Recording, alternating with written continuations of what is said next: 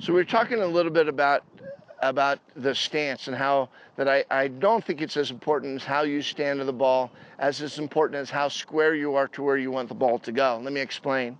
So Chase, if you'll make your putter go towards the hole. Now if Chase's feet were to be a little open or to the left, as long as his putter stays on line and he understands that he's not going to putt with the angle of his feet, the ball will roll to his direction. If he closes his stance a little bit, where this foot comes back a little bit, could encourage the putter to come back and swing into a little bit open position. However, as long as he doesn't release the putter so that he uses his feet as the angle, the ball won't miss. What we want to do is we want to stand fairly comfortably towards the hole. We want the ball to be placed so we have a position so it's down over our eye, and we're going to be very quiet here. Now in these practice putts, this is about a 5-foot putt. Chase understands by feel how hard to make this putt. But what I want Chase to do in his practice, what I'd like you to consider in practicing these putts, is I want you to stay so solid and so still over the putt when you make the stroke that you hear the ball go in the hole. Chase, you have a good line there? Go ahead and take the putt and see if you can hear the ball go in the hole. Nothing moves. Now, I heard that sound, one of the best sounds in golf, I think. So when that ball goes in the hole, he's trusting that his line with his putter, that his line that he's going to roll the ball on that line with his putter and shoulders and arms is correct. If he does that, the putt will go in the hole. Let me tell you, of all the things to consider, you have to consider 2 things during a putt. 3 things, basically. You consider a line, you consider a break of a line, okay? But most all putts are straight. When they lose speed, they fall and take the break. But the line you read, the putt that you actually read your ball to go on, should be pretty much a straight line. So if this ball were to break a little to the left, Chase's straight line would be probably 3 inches left of the hole, and that'd be a straight line, and that's where you would set his putter, right? Yep. Okay? But of the 2, the most important of the 3, you got the line, you have how still you are making the stroke, and then you have the speed, how hard Chase is actually going to hit this putt. Of these 3 things, speed becomes the most important. So this is what happens in most putts that I've seen amateurs do. They'll get over a putt like this. Go ahead, Chase. And then right as they're in this swing, as they got all that little voice, the voices in his ear saying, okay, go ahead, putt it. But you didn't take the putter back far enough. Go ahead. Hit it harder. Got to hit it harder, harder, harder. Oh, no, it's going to go more left. And so go ahead and try to make a putt. Okay? But aim left. Aim more left. Chase just knocked it in the hole. But what happens is a guy will alter his putt. He doesn't trust what he's already set and looked at. And he actually goes, no, I want to hit it more left.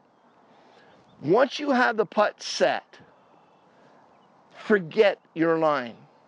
Once you're set, you're all set into the putt, forget the line. The only thing you should be thinking about in this putt right here, go ahead and get over it again, is speed. How hard do I have to make this stroke to be able to get the putt into the hole? Now it's being that little voice. You know, sometimes the little voice goes, if you make it, you're going to break 80. The putt's going to break too much. You're going to miss it. This is for birdie. You never birdie this hole. All these things going on in your head all this time. Forget about all that stuff. Get your line, Chase. Have your line totally set. Once that line's totally set, all you have to think about from this point is speed. So go ahead and make the stroke with the putt. Think speed and nothing moving, and hear the ball go in the hole. What does he do? He blasts it to the right because he knew it was for a birdie. Of these things that you have to consider in this very first series of putting instructional lessons here, is that line is very important. But once you've set the line in your head and got over the putt, forget about your line. Once you're so set that you've got your putter and you've got your line to the hole, forget about your line. Take it out of your mind and only think about the speed of the putt that it takes to go to the hole. I don't know, maybe we captured on that tape. Maybe when Chase moved, he moved out like this. That's been Chase's kind of normal miss with his putter. As he makes the putt, he sort of stands up to the putt and opens the putter blade up, and the ball kind of goes right with him. So these are the very first series and sections that we're just going to talk about. Number 1, how are you going to stand over the putt? Well, actually, number 1, how important is the putter? It's the most important club you have in your bag, period, hands down. You want to alter your score, you want to shoot lower scores, it's done here.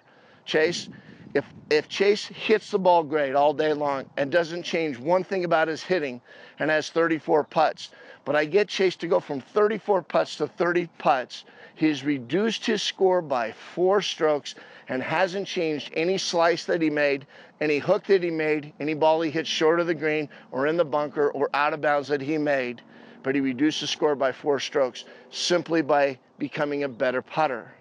And you don't become a better putter by watching video like this. You're going to have to come out and put these practices in for yourself. So really, the way to become a better putter is not by watching me or Chase or any video that's available. There's nothing that will do anything for you to become a better putter unless you take the time to really practice what we're talking about. I just want to recap real quick over the last couple of sessions that we've done, okay? Chase, we talked about how you can hold the putter. It really doesn't matter a lot because there's grips that are left hand low, there's grips that are, the claw grip, there's, Tiger Woods where the left finger, how you hold the club is only important as to where the putter passes with your hands and is comfortable in your hands. Okay, so it feels comfortable in your hands. The second thing we talked about is your stance. Feel comfortable over the golf ball.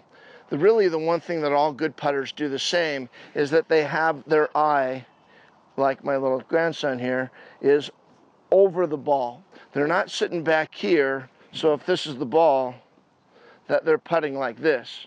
So they're this far away from it, so they have to reach for it.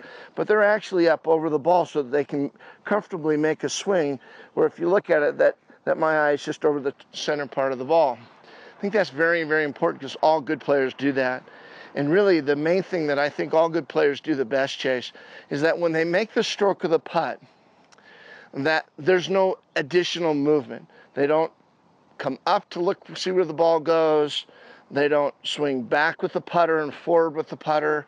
They don't make a putt where they take a big long backswing and then stop at the ball. Everything's sort of nice and controlled in the stroke. If they take it 8 inches back, it goes 8 inches forward. And very comfortably done with the hands, the arms. The hands are quiet. The arms and the shoulders make the stroke. Then the last thing I think is the most important, Chase, that very quiet, is that the 3 things that you do when you're around the green. You need to read the putt to see how the putt's going to break to the hole. And then you have that line. After you have the line, you have to determine how hard do I want to hit it. Once you're set and you're settled in over the putt, you can do a lot of things. Take as many practice strokes. I like a putting routine. I love what Phil's doing right now with the putter. He gets behind it and actually verifies his line from behind the ball. I've started doing that in my own game so that I can really verify the line that I've already chosen as I've read my putt. Then we step into the putt and we make the angle where I want that putter to go to the hole. Once I've done those things, I forget line. I don't think about line again, and I only think about speed. How hard do I need to strike this putt to get to the hole? And then one of the practices I like doing, I used it with Chase, and I'll have Chase do it now. All right, so Chase, I'm going to have you do this, okay? I'm first going to have you determine the line of the putt, okay? So Chase is going to take a look from behind the putt. He's going to see how much this putt's going to break. It's only a little 4-foot putt, but it's still an important putt. Okay, do you have the line? Yep. Now I want you to go ahead and step up to the putt. Hey, buddy. It's okay. Okay, so now we've got, now you have the line. Now when he's set here, I want him to make sure he has that line. Do you have the line still? Yep. And you're confident on the line? Yep. So what I want him to do is forget the line now. I want him just to concentrate on how much of a stroke it's going to take to get this ball to the hole. Nothing moves. And then I want him to actually ensure that he stays still to hear the ball go in the hole.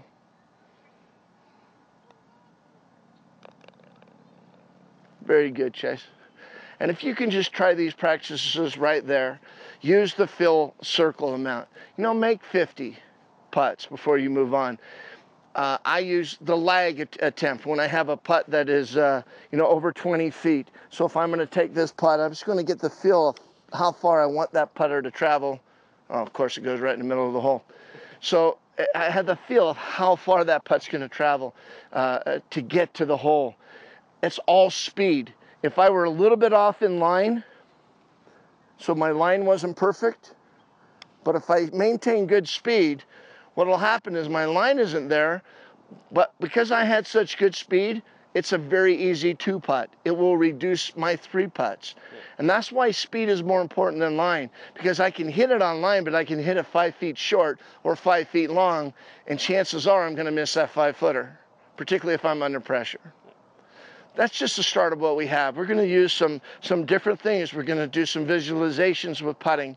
We're going to look at the hole. We're going to look at the putter through a window. We're going to do a lot of things in the upcoming segments with putting, because there's so many variations to how and what makes a good putter. I think they're born, but I think that they're dug out of the ground too. I'm not a huge practicer, but I really adopt Billy Casper's theory on practicing, right? I'd rather go play and get my practice from playing, okay? Because on a driving range, you have a perfect lie every time you go out.